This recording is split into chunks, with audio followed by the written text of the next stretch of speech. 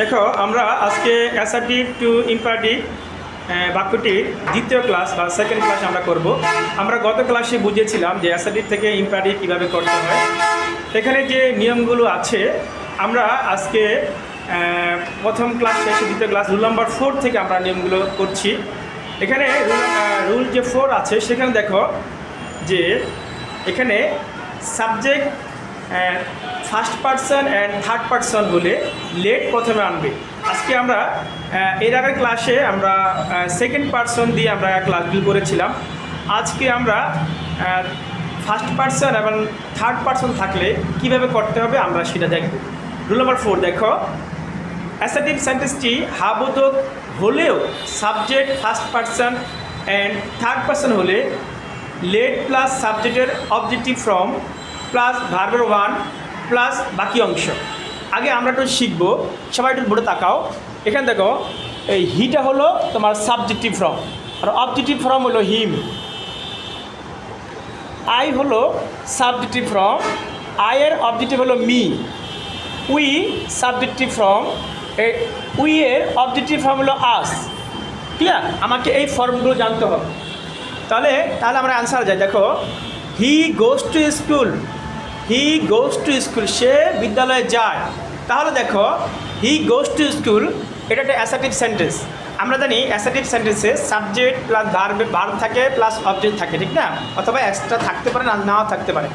তাহলে সাবজেক্ট পেলাম, ভার্ব পেলাম, অবজেক্ট পেলাম, তাহলে এটা বোঝা গেলো অ্যাসার্টিভ সেন্টেন্স। এখন আমাকে বলেছে যে এই বাক্যটাকে তোমাকে ইম্পারেটিভ করতে হবে। তা আমরা জানি ইম্পারেটিভ সেন্টেন্সটি শুরু করতে হয় ভার্বের ওয়ান দিয়ে, না হয় ডোন্ট প্লাস ভার্বের ওয়ান দিয়ে, অথবা নেভার প্লাস ভার্বের ওয়ান দিয়ে, অথবা let plus objective form plus ভার্বের ওয়ান। এইভাবে আমাদের করতে হয়। তো আজকে আমরা যে ক্লাসটা করব সেটা হলো সাবজেক্ট যদি first person and third person হয় তাহলে লেট দ্বারা শুরু হবে। তাহলে খেয়াল করো, এখানে এই অ্যাসার্টিভ বাক্যটি হি মানে থার্ড পারসন দিয়ে শুরু হয়েছে, ঠিক না? আগে কিন্তু ইউ প্রথম ক্লাসটা আমরা কি বুঝেছিলাম, সাবজেক্টটা সেকেন্ড পারসন দিয়ে শুরু হয়েছে, তাহলে আমরা মূল ভাবটা আগে এনেছিলাম, ঠিক না? এখানে কিন্তু সাবজেক্টটা third person singular, third person দিয়ে শুরু হয়েছে। এই জন্য আমরা আনসার করার সময় আমরা লেটটা প্রথমে নিয়ে আসবো। এই লেটটা আমরা প্রথমে নিয়ে আসলাম, তারপরে কাজ কি, সাবজেক্টের অবজেক্টিভ ফর্ম। তাহলে আমরা বলছিলাম সাবজেক্টের অবজেক্টিভ ফর্ম হলো হি থাকলে হিম, আই থাকলে মি, উই থাকলে আস। কেমন? তাহলে সাবজেক্টের এখানে সাবজেক্টের কাজ, সাবজেক্ট হলো হি, তাহলে হি এর অবজেক্টিভ ফর্ম হলো হিম। তাহলে আমরা লিখবো হিম, লেট হিম। তারপরে কি কাজ, তারপরে ভার্বের ওয়ান। তাই ভার্বের ওয়ান হলো এখানে গোস আছে, গৌসের মূল ভার্বের একদম মূল ফর্ম নিয়ে আসবো। তো মূল ফর্ম আমরা জানি যে গো ওয়েন্ট গান, ঠিক না? গো ওয়েন্ট গান, তার মানে মূল ফর্মটা কিন্তু ভার্বের ওয়ানের এটা। তার মানে এই যে ভার্বের ওয়ান এটা হলো মূল ফর্ম। এখানে সাবজেক্ট অনুসারে গোস হয়েছে, কারণ সাবজেক্টটা থার্ড পারসন সিঙ্গুলার, এই জন্য ভার্বের সাথে এস অথবা ইএস হয়েছে। যখন আমরা আনসার করতে যাব তখন কিন্তু আমরা ভার্বের এই পার্সন অনুসারে যে ভার্ব সেটা আমরা বসাবো না, আমরা একদম ভার্বের যে মূল যে ফর্মটা, বেস ফর্ম যাকে বলা হয় বা মূল ফর্ম, ওটা আমরা বসাবো। তো মূল ফর্ম কোনটা, গো, তখন আমরা গো লিখবো, তখন কিন্তু গোস্ট লাগবো না, কারণ গোস্ট হলো সাবজেক্ট থার্ড পারসন, এই জন্য গোস হয়েছে।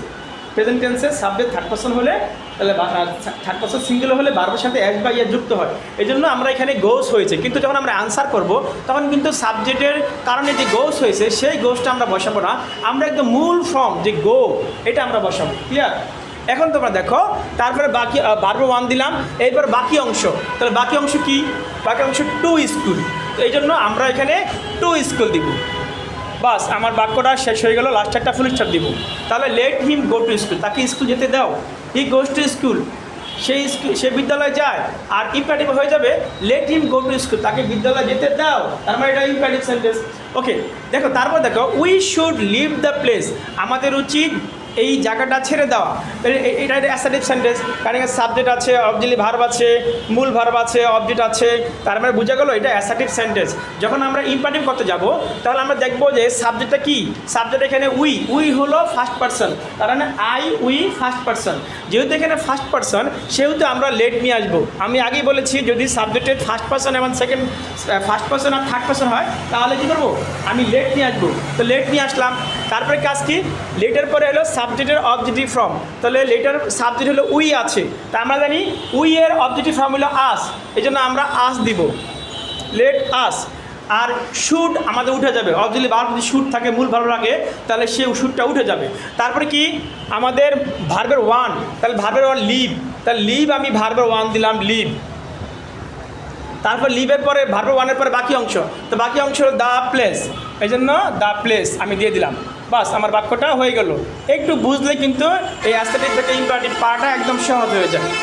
তারপরে দেখো রুল নম্বর 5, অ্যাসার্টিভ বাক্যটি না বোধক হলে লেট প্লাস সাবজেক্টের objective form plus not plus ভার্বের ওয়ান প্লাস বাকি অংশ, এই স্ট্রাকচার এই গঠনটা মুখস্থ করে ফেলতে হবে। গণিতের মতো যে সূত্র এ প্লাস বি হোল স্কয়ার যে সূত্র আছে, ঠিক ইংরেজির কিছু সূত্র আছে, এই সূত্র মুখস্থ থাকলে বা মুখস্থ পারলে তখন গণিতের মতো এই অঙ্কগুলো এই ইংরেজিগুলো পারা যায়। দেখো তাহলে অ্যাসার্টিভ বাক্যটি না বোধক হলে লেট প্লাস সাবজেক্টের objective form plus not plus ভার্বের ওয়ান প্লাস বাকি অংশ বসাতে হবে, ঠিক না?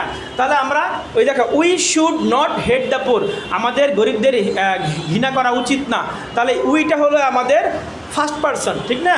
তাহলে উই যেহেতু আছে আমাদের লেট দিয়ে বাক্য শুরু করতে হবে, লেট দিলাম, লেটের পরে কি সাবজেক্টের অবজেক্টিভ ফর্ম, তাহলে উই আছে, উই এর অবজেক্টিভ ফর্ম হলো আস, লেট আস।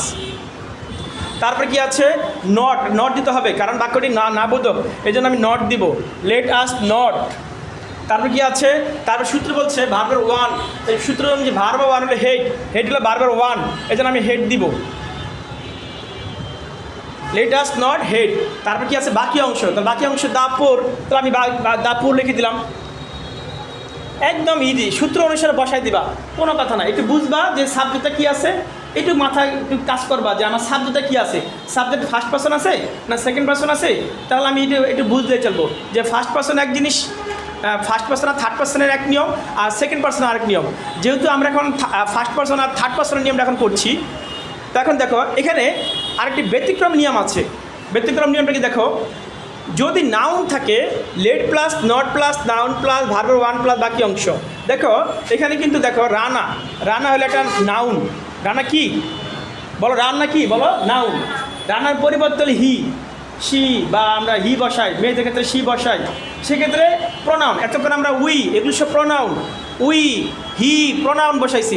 কিন্তু ব্যতিক্রম হলো যদি সাবজেক্টে নাউন থাকে, কোনো নাম থাকে, রানা, কামাল, জামিলা বা সুবর্ণা, যেই নামগুলো আসে, এই নামগুলো থাকলে তখন আমার এই নিয়ম, তখন কি আমি কি করব, আমি প্রথমে এই সূত্র আমাকে কি করতে বলছে, প্রথমে বলছে লেট, তাহলে আমি লেটটা নিয়ে আসবো, লেটের পরে কী নিয়ে আসতে হবে, নট, এই নটটা নিয়ে আসলাম, নটের পরে কী আছে নাউনকে রানা, সূত্র তোমাকে নিয়ে যাবে। তারপরে কি ভার্বের ওয়ান, ভার্বের হলো টেল, এটা ভার্বের ওয়ান, ঠিক না? টেল নিয়ে আসলাম। তারপরে কি বলছে বাকি অংশ কি এ লাই, বাস লাস্ট একটা ফুল স্টপ চিহ্ন। তাহলে একটু বুঝলেই কিন্তু আমাদের ক্লাসটা কি পারাটা একদম পানির মতো সহজ হয়ে যায়। আশা করছি তোমরা বুঝতে পারছো।